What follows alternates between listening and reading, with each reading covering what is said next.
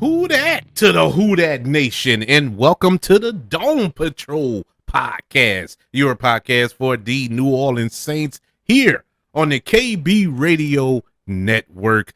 I am your host, Kevin Reed, and look, I was going to let sleeping dogs lie. I was going to take a break from the Dome Patrol podcast and, lick our wounds from this past season and, you know, recalibrate for the upcoming season.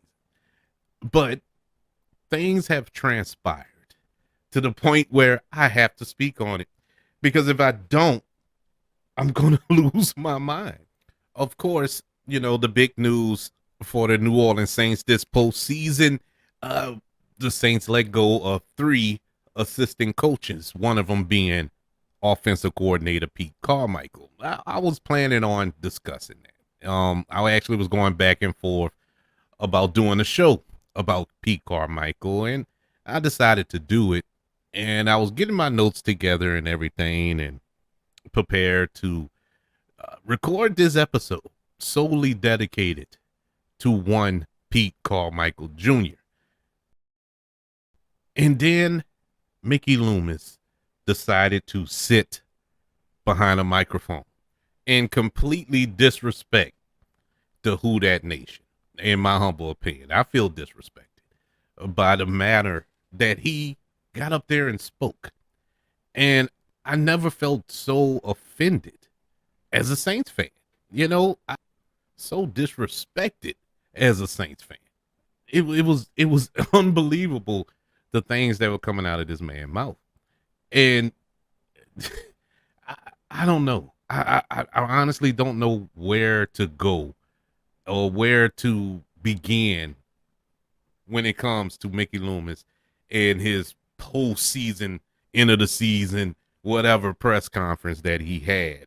And we're gonna touch in on that in a few minutes. But first, let's address the big change that took place over at the Saints facility the other day when the Saints let go of their 3 assistant coaches. And unfortunately, neither one of them were Dennis Allen, but we'll get to that when we talk about Mickey Loomis. But New Orleans head coach Dennis Allen announced that the team were parting ways with offensive coordinator Pete Carmichael, senior offensive assistant Bob Becknell, and wide receivers coach Cody Burns. Allen said in a quote, "I would like to thank Pete, Bob, and Cody for their service to the New Orleans Saints and to this coaching staff. These type of decisions are never easy to come to, but are necessary as we move forward. I would especially like to thank this staff for 18 seasons.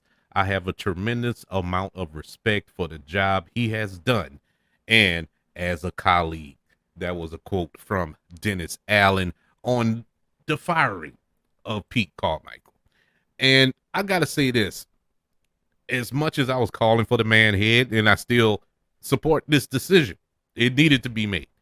It needed to be made, but let's not forget what this man did for the New Orleans Saints as the offensive coordinator. He really contribute a lot to this team, especially concerning, our Super Bowl run in 2009, our number 1 ranked offense for many years.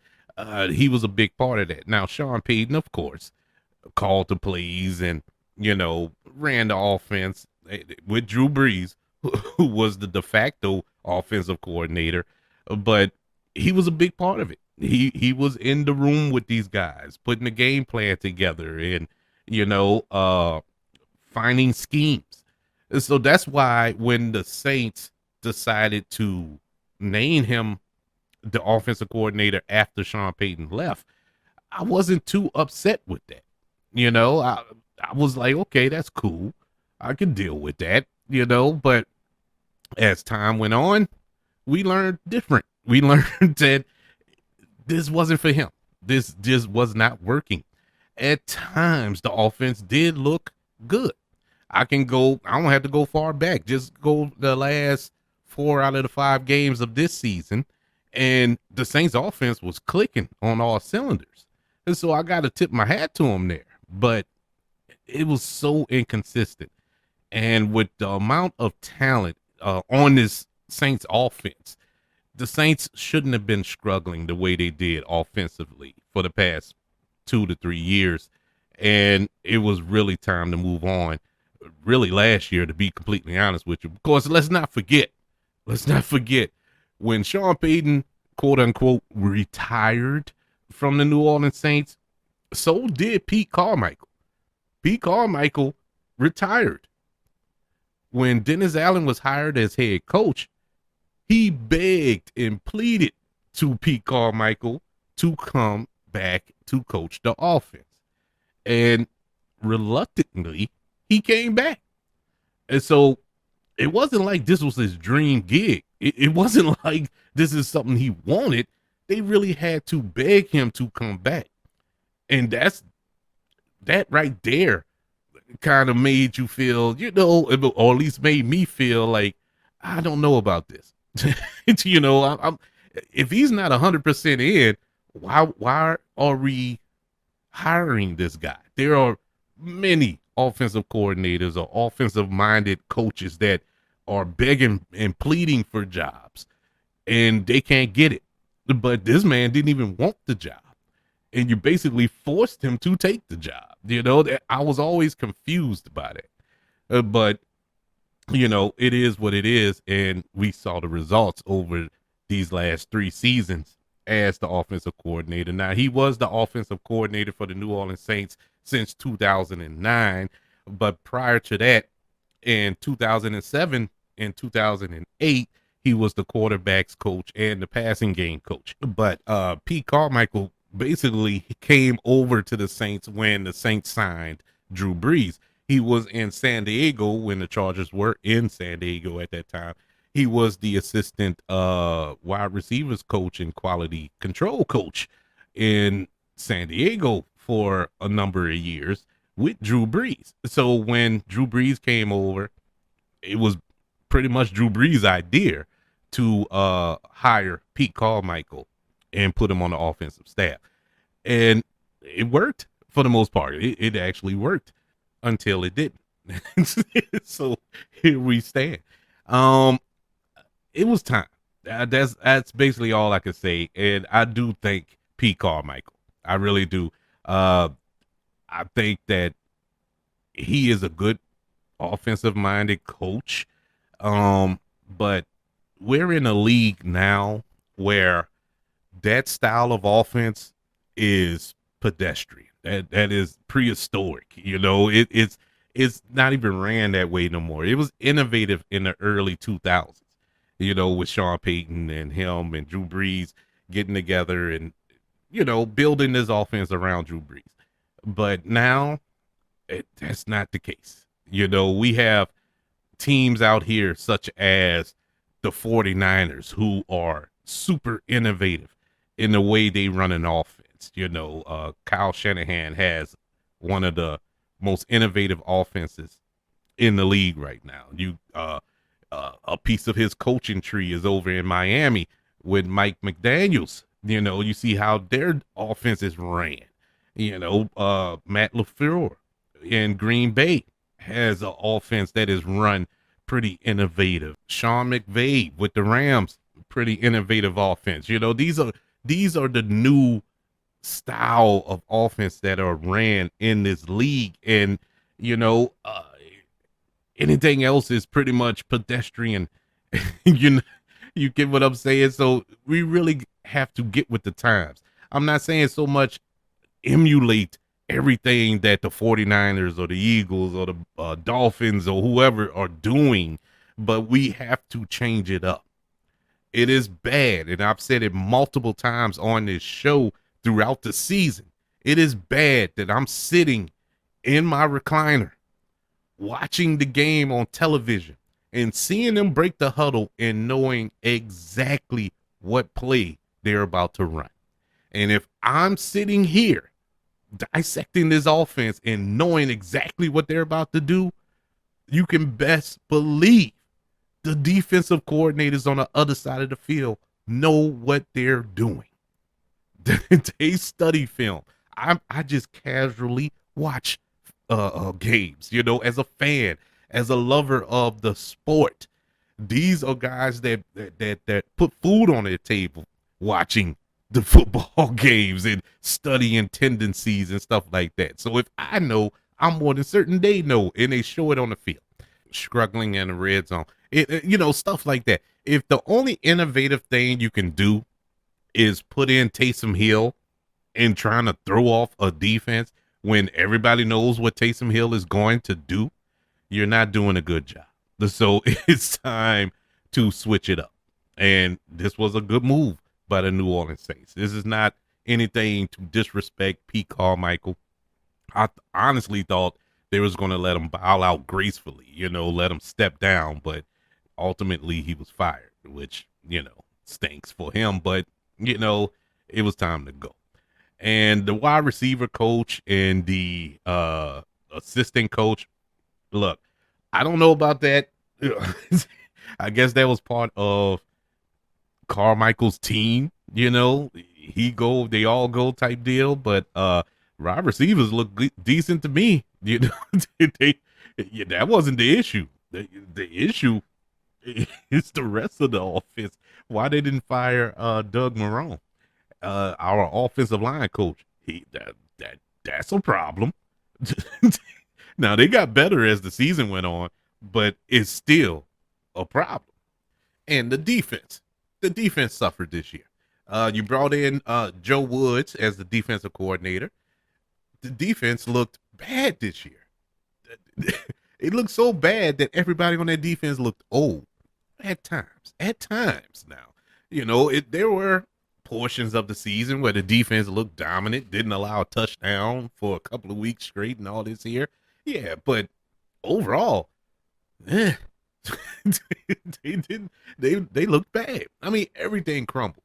And so I would agree with Mickey Loomis to that point, the point he made during his press conference that it isn't just Dennis Allen or the quarterback. It's more to it than that. And I agree with that.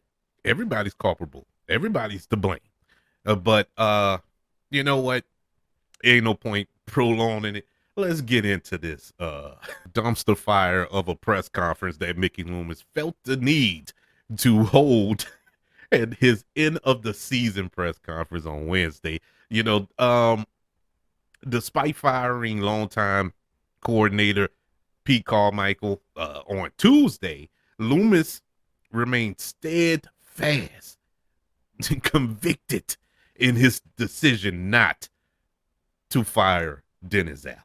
I mean, he basically, the press conference was to vindicate Dennis Allen.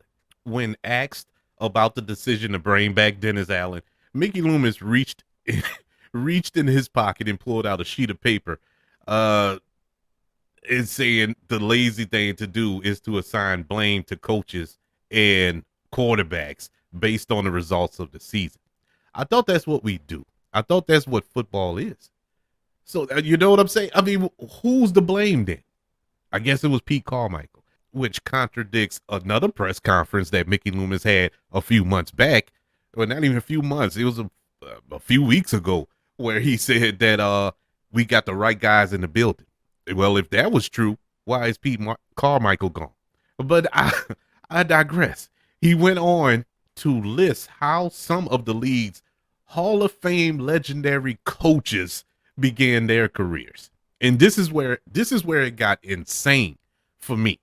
I mean, this dude really compared Dennis Allen to Hall of Fame coaches. Let's go through it. You don't believe me? This is what he said. Look, I was prepared for this. This is when he reached in his back pocket for the paper. He pulled out the paper, and this is what he read. Chuck Noll, his first season. Now, if you don't know who Chuck Noll is, he was the former, well, I would say the first coach of the Pittsburgh Steelers. Legendary coach, won multiple Super Bowls, so on and so forth. But in his first 3 seasons, he went 1-13, 5-9, and 6-8. But they recognized that that guy was a good coach. So he listed Bill Belichick, recently fired from the New England Patriots. Bill Belichick has 6 Super Bowls. I don't understand comparisons here, but this is what he said. In his first 3 seasons, Bill Belichick went 6-10, 7-9, 7-9. He went as far as to go to Tom Landry, legendary coach of the Dallas Cowboys. Tom Landry went 0 for 11, 4 for 9, 5-8, 4-10, 5-9.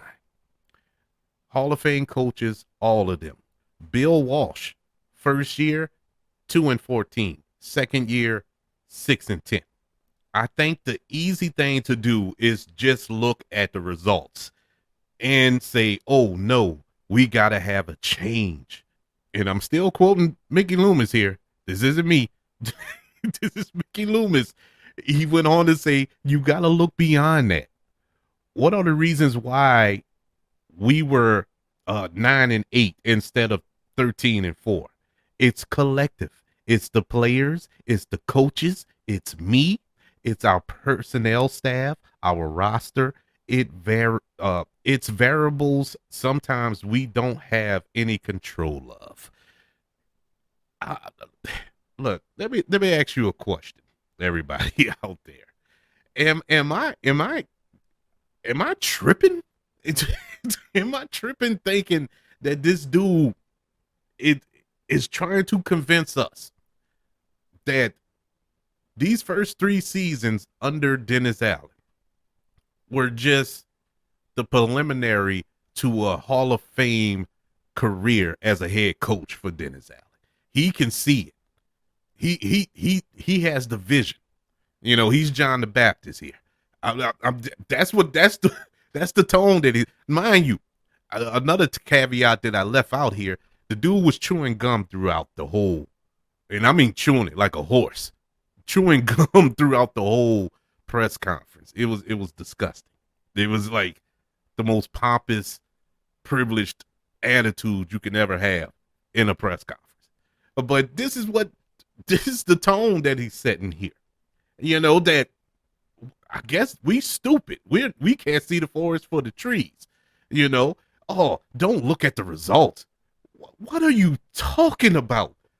The whole purpose is the results. The whole point of it is the results. Bill Belichick got fired in New England because of the results.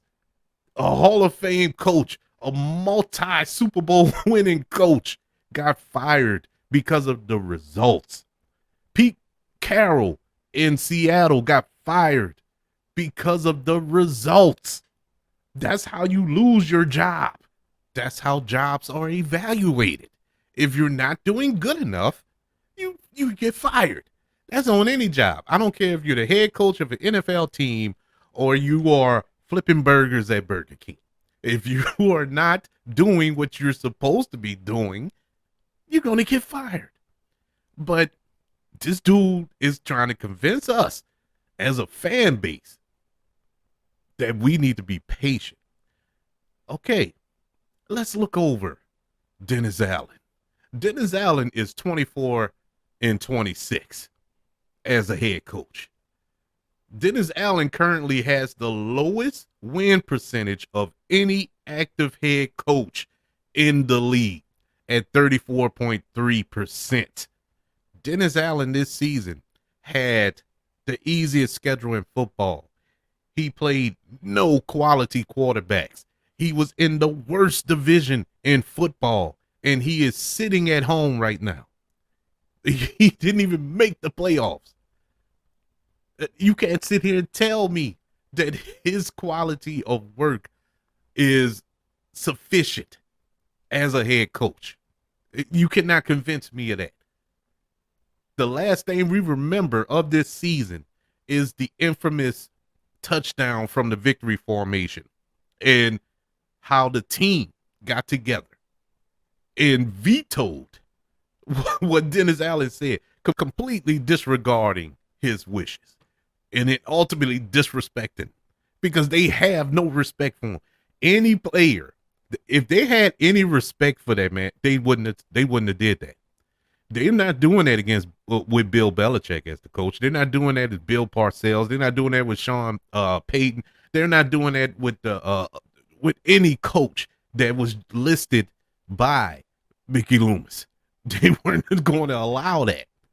And so miss me with all that about Dennis Allen is the right guy. He is not.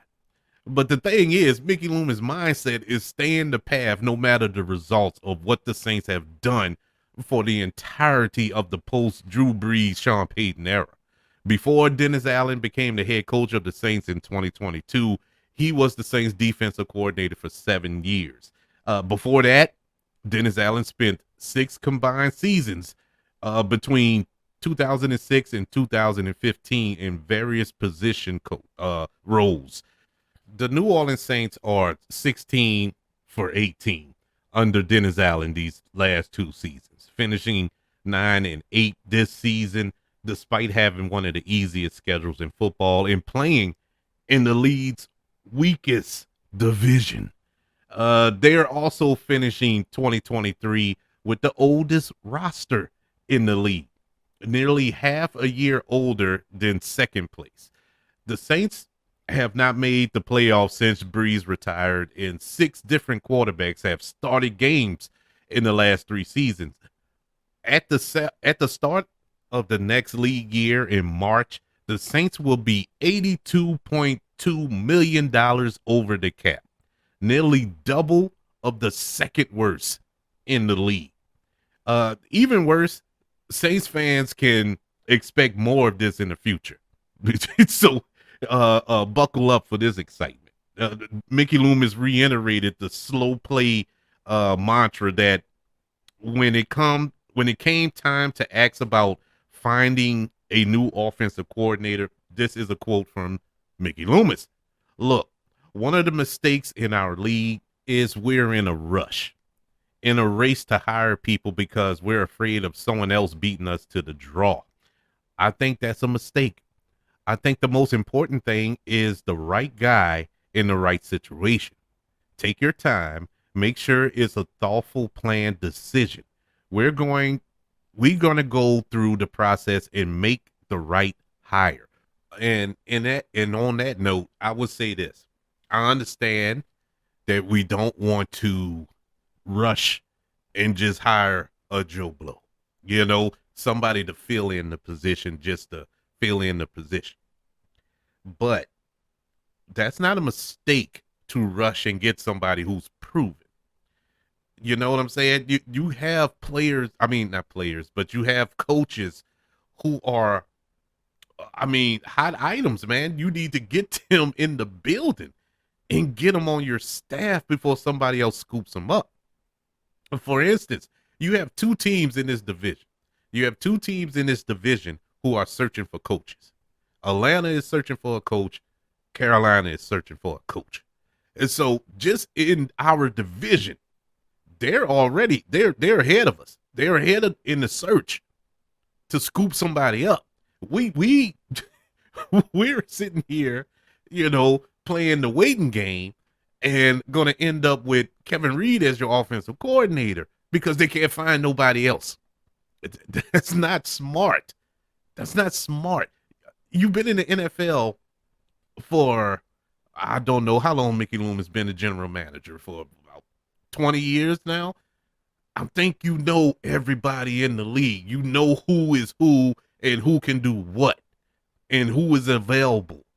It's not hard. This isn't rocket science here. So it's not rushing. It's just knowing who the right guy is. And to reiterate that, you said Pete Carmichael was the right guy. Do you see what I'm saying? He contradicts himself. He's an idiot. But I want to touch it on his last point, and then we're going to get about it because the dude, my pressure has been up all day ever since I watched this thing.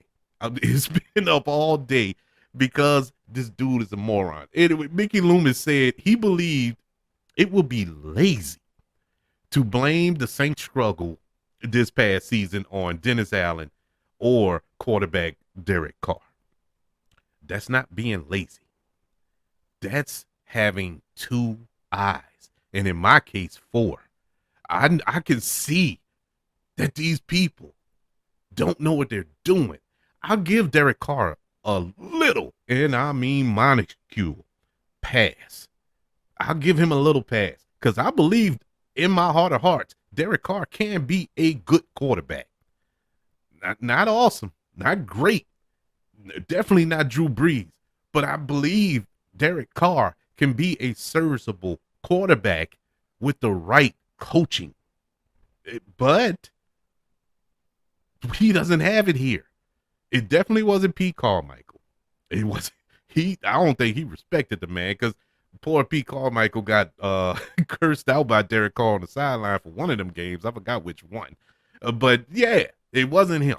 And so you need a good coach who is willing to work with his players, willing to teach players and hold players accountable. We don't have that with Dennis Allen because Dennis Allen feel the need every Sunday after a game and defend Derek Carr. He'll go as far as to put his wide receivers under the bus. He's quick to say, "Oh man, Chris Olave ran the wrong route." Man, who does that? Who does that? Even if it was true, people, even if that was true, you don't stand in front of local reporters and national media reporters and say this in front of a camera and a microphone.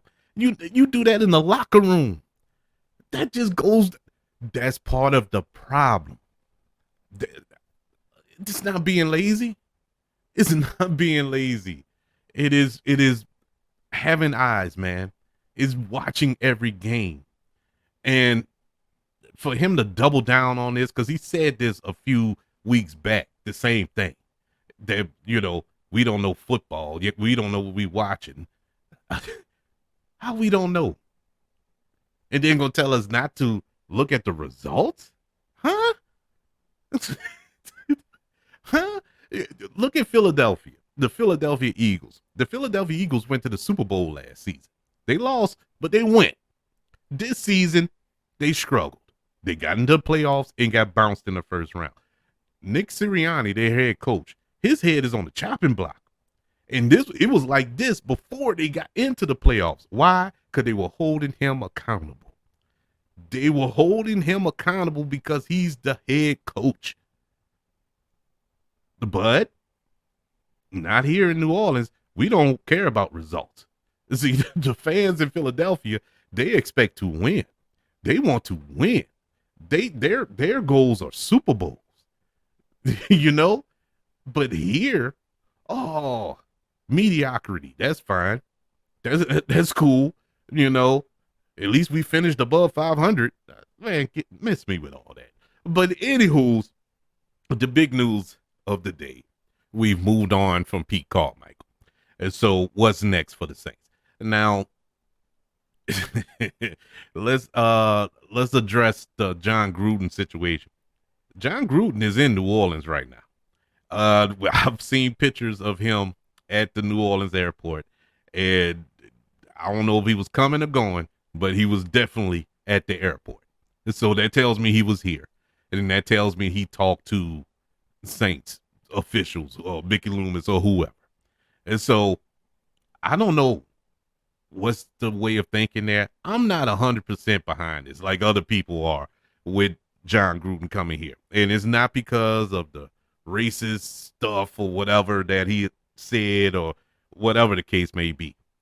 I could care less about that. What I do care about is the frame of thought that he's going to come in to help with the offense in regards of Derek Carr. Like he is Derek Carr's whisperer here. Here's where I have pushback on that, because this is what I'm hearing. I don't know exactly. It haven't been confirmed by nobody or nothing like that he's even in consideration to come here as an assistant or whatever.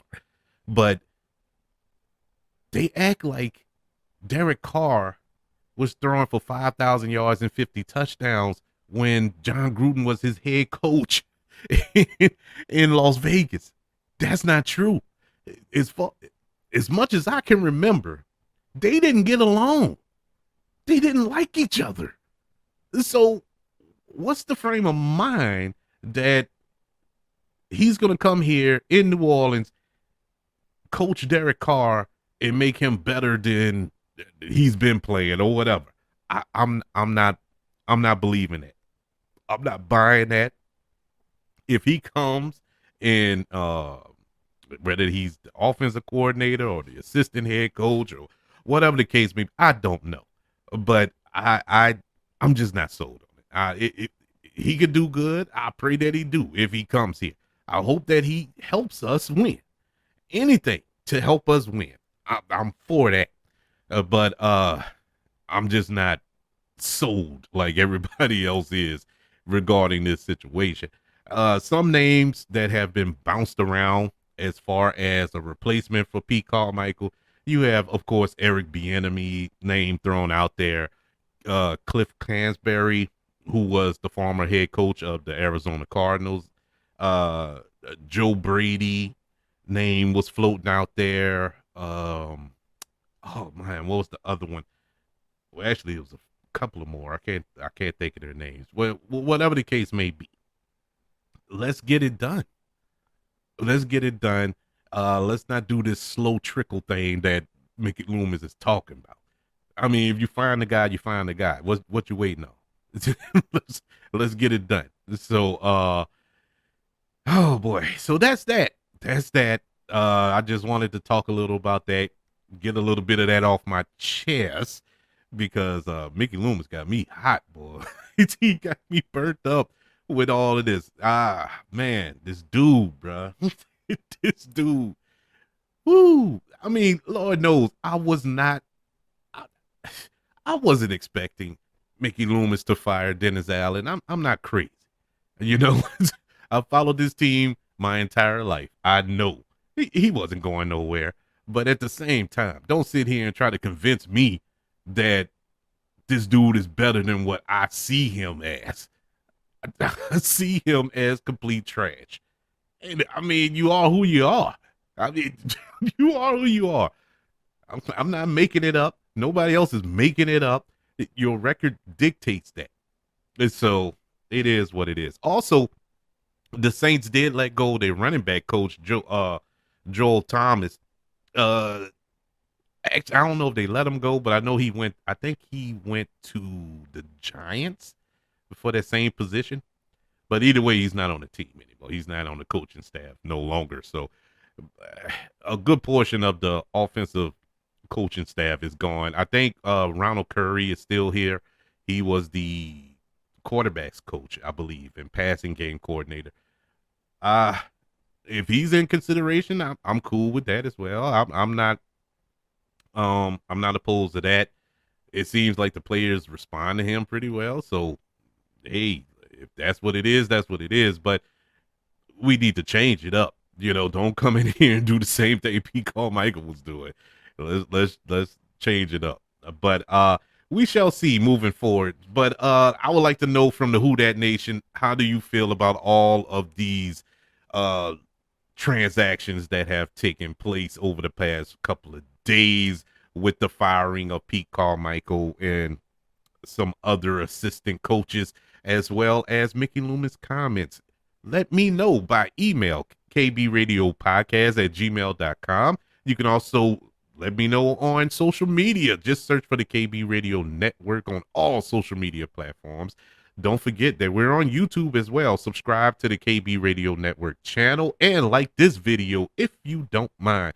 Don't forget about the 5 stars, the reviews, and sharing this show. If you're listening on Apple Podcasts, Spotify, iHeartRadio, wherever you are currently listening to the Dome Patrol here on the KB Radio Network. Man, the more I try to get away, they keep pulling me back in. So I'm not, I'm geared up to see what else pops up in the Who Dat Nation. And of course, we will come back and address it as it happens, whether we hire a new offensive coordinator, make some moves, whatever the case may be, we shall return. But until then, even though Mickey Loomis makes me want to strangle him sometimes, I'm still going to be hollering, who that?